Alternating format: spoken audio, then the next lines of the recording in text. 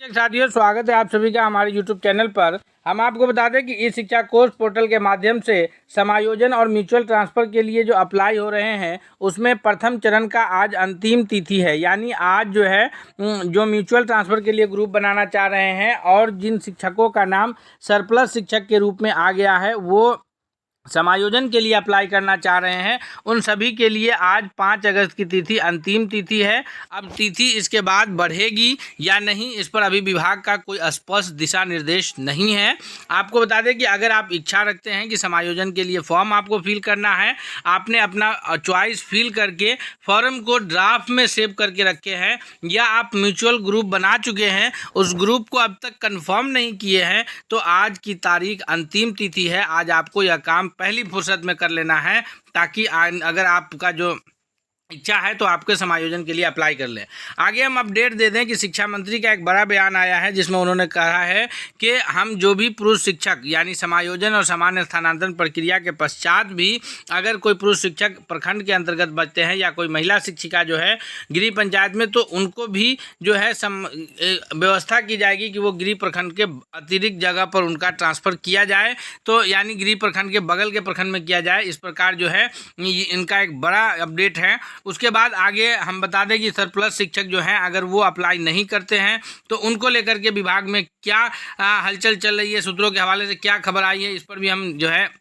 चर्चा करने जा रहे हैं। अगर आप चैनल पर नए हैं तो प्लीज़ चैनल को सब्सक्राइब करते हुए बेल आइकन को प्रेस कर लीजिए ताकि अगला हर अपडेट, हर जानकारी आपको सही वक्त पर सबसे पहले पहुंचे। हाँ, आइए हम देखते हैं क्या है प्रमुख खबरें। जी हाँ दोस्तों, देख सकते हैं आप स्क्रीन पर ब्रेकिंग न्यूज़ है कि सरप्लस के बाद शेष शिक्षकों को भी गृह प्रखंड में नहीं रहने दिया जाएगा। यह बात माननीय शिक्षा मंत्री श्री मिथिलेश तिवारी के द्वारा जो है एक इंटरव्यू में बताया गया है। इससे पहले भी शिक्षा मंत्री महोदय ने कहा था कि अगर जो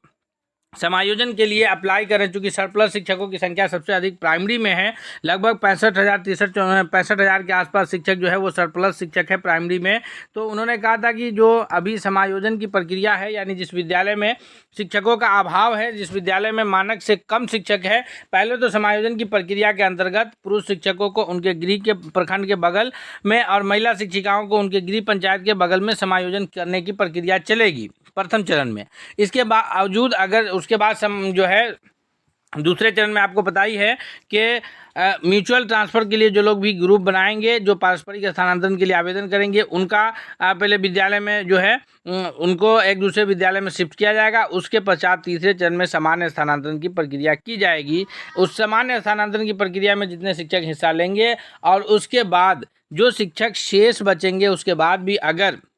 सरप्लस शिक्षक बचते हैं तो उन सरप्लस शिक्षकों को जो कल्याण विभाग के अंतर्गत चलने वाले आवासीय विद्यालय है वहाँ भेजने की तैयारी हो रही है। उसके अतिरिक्त आपको बता दें कि बहुत सारे आंगनवाड़ी केंद्रों पर उनकी प्रतिनियुक्ति करने की तैयारी है। यह बात स्वयं शिक्षा मंत्री मिथिलेश तिवारी के द्वारा बताया गया था। तो अब आपको ऐसी अवस्था में अगर आप सरप्लस शिक्षक के रूप में नामित हैं, आपका नाम सरप्लस शिक्षक के रूप में ई शिक्षा कोर्स पोर्टल पर दिखा रहा है, तो बेहतर ये होगा कि अभी आपके पास ऑप्शंस हैं कि आप 1 से लेकर के 30 विद्यालय का चयन आज हर हाल में कर लें, क्योंकि तिथि विस्तार होगी। ऐसी बात न शिक्षा मंत्री जी की तरफ से कहा गया है, न विभाग की तरफ से कोई पोर्टल है कि इस आवेदन की तिथि में जो 29 जुलाई से लेकर के 5 अगस्त तक चलना है, इसमें किसी तरह की कोई आगे तिथि को विस्तारित किया जाएगा, ऐसी कोई बात नहीं अभी बताई गई है। जी, आइए हम खबर को पहले पढ़ लेते हैं एक बार कि सूत्रों के अनुसार बिहार शिक्षा विभाग के ई शिक्षा कोर्स पोर्टल पर तकनीकी एवं प्रक्रियागत खामियों को देखते हुए स्थानांतरण आवेदन की अंतिम तिथि बढ़ाए जाने पर गंभीरता से विचार किया जा रहा है। यह बात गंभीरता से भी विचार किया जा रहा है, लेकिन ऐसी कोई बात निकल करके सामने आई नहीं है। हालांकि विभाग की ओर से अभी तक कोई आधिकारिक सूचना जारी नहीं की गई है। ये बात हम बार बार कह रहे हैं कि ना इस पर शिक्षा मंत्री जी ने कोई आश्वासन दिया है, ना विभाग की तरफ से कोई ऐसी आधिकारिक सूचना जारी हुई जिसके तहत हम ये कह सकें कि 5 अगस्त के बाद भी इस शिक्षा कोर्स पोर्टल पर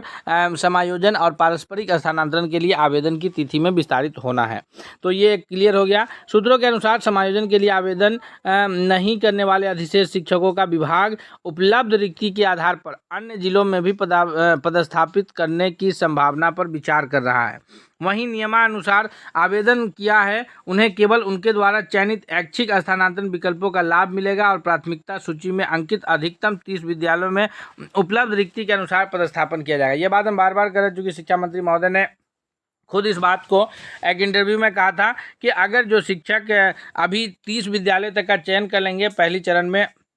समायोजन में उन शिक्षकों को शिक्षक अभाव वाले विद्यालय में भेज दिया जाएगा जिस विद्यालय में मानक से कम। इसके बाद अगर शिक्षकों की संख्या बची रह जाती है, सरप्लस शिक्षकों की संख्या बची रह जाती है, तो वैसे में शिक्षकों को जो है उन जगहों पर, उन विद्यालयों में समायोजन किया जाएगा, भेजा जाएगा जहां शिक्षक का अभाव है। जैसे जो है आवासीय विद्यालय वगैरह के अंतर्गत भी भेजने की तैयारी पर जो है शिक्षा मंत्री ने अपना एक बात कहा था। उसके बाद शिक्षा विभाग के अधिकारियों के अनुसार पूर्वी बिहार के अनेक जिले में वर्तमान समय में हजारों शिक्षकों के पद रिक्त है। पूर्वी बिहार से अर्थ ये है कि जो सीमांचल के जिले हैं, जैसे अररिया है, पूर्णिया जिला है, इन जिलों में शिक्षकों की भारी मात्रा में कमी है और सबसे अधिक जो सरप्लस शिक्षक है वो पटना जिले में है। तो मुमकिन है कि अगर आप अभी सरप्लस में अपने 30 विद्यालयों का चयन नहीं करते हैं तो विभाग रैंडमाइजेशन के जरिए, क्योंकि आपको पता होगा कि जब TRD 1 और TRD 2 की बहाली हुई थी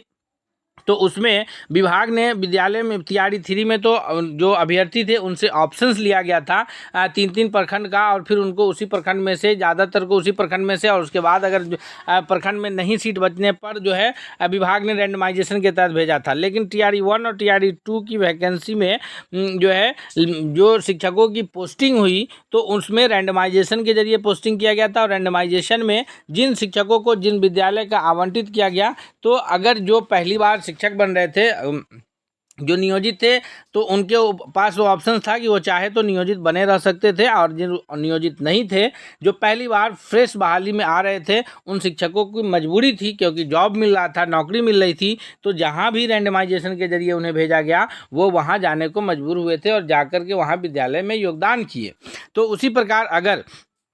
ये सामान्य स्थानांतरण की प्रक्रिया के पश्चात शिक्षा विभाग उन शिक्षकों पर जो है रैंडमाइजेशन के जरिए अधिशेष शिक्षकों को भेजेगा, तो उस समय आपके पास कोई ऑप्शंस नहीं होगा। अभी आपके पास 30 विद्यालय चयन करने का ऑप्शंस है। आप चाहें तो उस शिक्षा कोष पोर्टल पर आज अंतिम तिथि है, आज आप 30 विद्यालय का चयन करते हुए अपने फॉर्म को भरना सुनिश्चित कर लें, ताकि SOP में भी यह बात कही गई है कि अगर शिक्षक के द्वारा जो ऑप्शंस दिया जाएगा उस ऑप्शंस में से अगर शिक्षकों को विद्यालय अलॉट नहीं किया जाता है तो शिक्षक अपने पूर्व विद्यालय में बने रहेंगे। तो इस आधार पर आपका पक्ष मजबूत हो जाएगा, क्योंकि जो SOP है उसके अकॉर्डिंग आपने आवेदन भी किया है और आपको विद्यालय भी अलॉट नहीं हुआ। लेकिन अगर आप आवेदन ही नहीं करेंगे तो ऐसे सिचुएशंस में विभाग के तरफ से विभाग का पक्ष मजबूत होगा, क्योंकि आपको सरप्लस शिक्षक घोषित किया गया था और आपने आवेदन नहीं किया, तो विभाग आपके ऊपर जो है रैंडमाइजेशन या आपको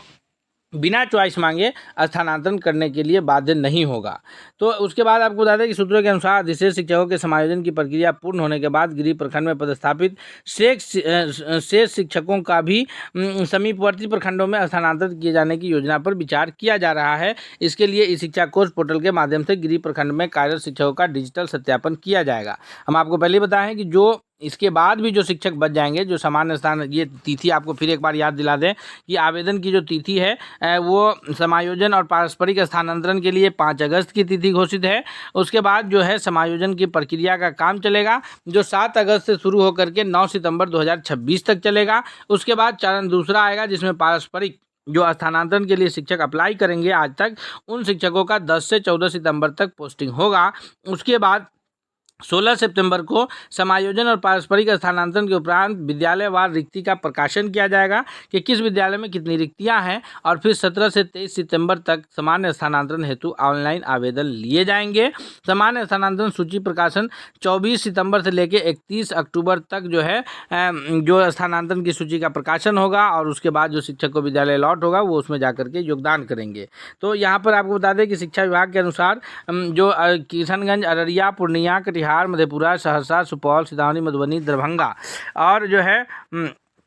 समस्तीपुर, खगड़िया, भागलपुर, बांका, जमुई सहित कई जिलों में विद्यालयों में रिक्ति की कमी बनी हुई है। केवल ऑनलाइन आवेदन ही मान्य है, ये आपको पता ही है कि शिक्षा कोष पोर्टल से ही आपको आवेदन करने हैं। और उसके बाद जो है विकलांग एवं गंभीर रोग से ग्रस्त शिक्षकों को मिल सकता है विशेष लाभ। आगे शिक्षा विभाग का लक्ष्य है कि सभी विद्यालयों में शिक्षकों की उपलब्धता सुनिश्चित करना। नीति का संतुलन मानव संसाधन वितरण है, इसमें प्रत्येक बच्चे की गुणवत्तापूर्ण शिक्षा मिल सके, ये शिक्षा विभाग की जो है प्रमुख पहल है। तो आइए, अगर आप